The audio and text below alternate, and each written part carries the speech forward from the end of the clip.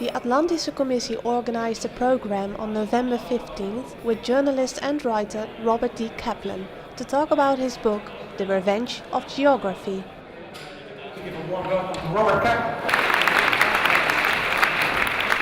Very much. Let me start this way.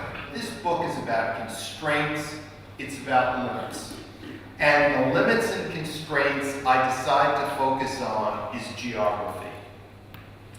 Geography is it's so basic, it's so fundamental that we tend to ignore it. And why has Africa been so poor over the centuries, over the millennium?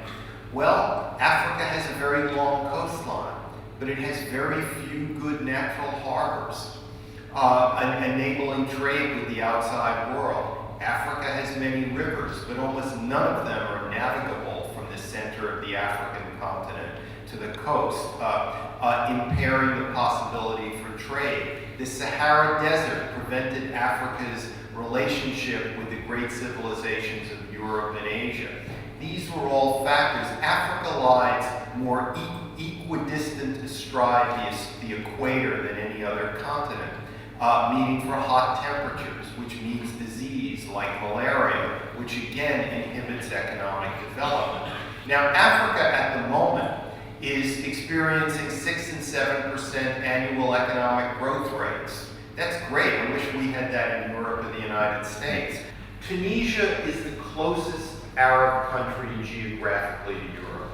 Tunisia was settled by the Carthaginians and the Romans. It's an age-old cluster of civilization. It's the most developed part of the country. The road system follows exactly the system that the Romans, the Vandals, the Byzantines, the Ottoman Turks, and others, and up to the French had developed. So, and then every place outside that niche fell into relative underdevelopment. And lo and behold, in 2010, a fruit and vegetable vendor set himself on fire in a town called Sidi Bou Said, which is a place that had for decades and centuries suffered relative underdevelopment and unemployment. So we can say that the Arab Spring began in the most European of Arab countries, geographically speaking, but in a part of that country that was the least developed. This does not explain the Arab Spring. It just adds a deeper understanding to it, the role that geography plays. It is, in some sense, hard to understand exactly his argument. Geopolitics, that's actually the issue. It's not just geography. It's not a revenge of geography. It's leadership, the ethnic differences, it's all. By geography, I don't just mean the map. I mean geography in the 19th century European sense of the word.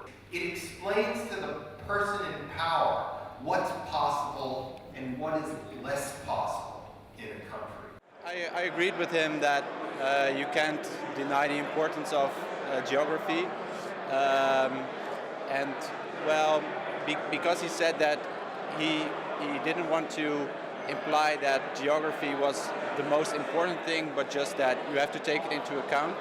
I could really agree with that. Yeah. One of the conclusions of your book is that the Americans should have taken on Mexico instead of Iraq and Canada. Well, it's interesting. The part of the book that I almost left out, I said, why should I write about Mexico? The whole book's about Eurasia. Just keep it Eurasia. It's nice and neat.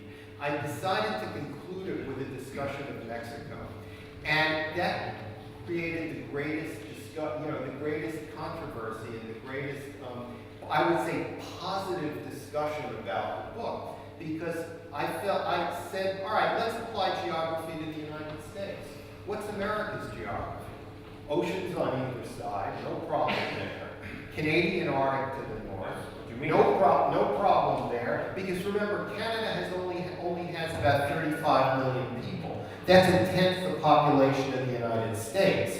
And they're all middle class. No Canadians are escaping into the United States. We see China defending its military power, but how dangerous is China? Yeah, all right. How dangerous is China? The most critical, unanswered question in international affairs today is not whether Iran gets a nuclear bomb. It's the domestic direction of China. The Chinese leadership, which I call low-calorie authoritarianism, has brought the 1.3 billion Chinese people, has risen their standard of living dramatically in 30 years. No time in world history has seen such an expansion of living standards as China has accomplished since the late 1970s. I have a question for you. You mentioned the fact that we sometimes misread the importance of geographical factors. Why are we so poorly sometimes in judging the root causes and therefore seeing ourselves back in a campaign that at the end of the day doesn't really get us anywhere? I think it's because, back to what I said with Voltaire, we think we can overcome everything. We think everything is susceptible to a fix, so to speak. So it's like we have the ability to save Syria. Well, maybe we don't. To look at root causes is to immobilize action, in a sense. Because the moment you take into account, well, we can't solve this. This goes back a long time. This is rooted in geography. Well, then you're faced with a situation of you do nothing. And if you do nothing, you're guilty of moral cowardice. And if you're guilty of moral cowardice, well, then you're a bad leader who didn't exercise power. And I think that's why President Obama has not intervened in his first term. My question is about academic geography since McKenna and so on. So if you could tell us why it's irrelevant to your thinking, why do you think that geography, what happened in geography in the past 70 years is not so important? My book is about geography's effect on geopolitics. And geopolitics is about the eternal battle of space and power. And I don't see many academic geographers engaged in the battle of space and power in the way that Mackinder, Spikeman, Paul Bracken, who presently teaches at Yale, who I do bring in for a whole chapter, and others.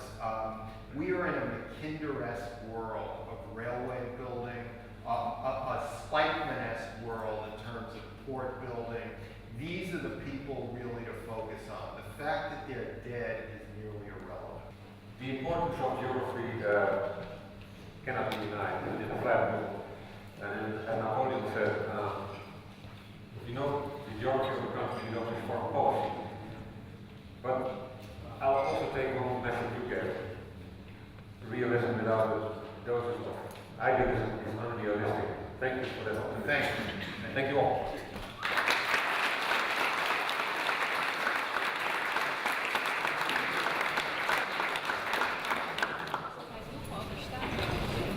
It was very enjoyable, very interesting, and really interesting speaker. So it was really nice. Yeah. Very impressive.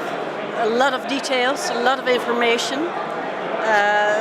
We really need to read his books to understand and to understand everything.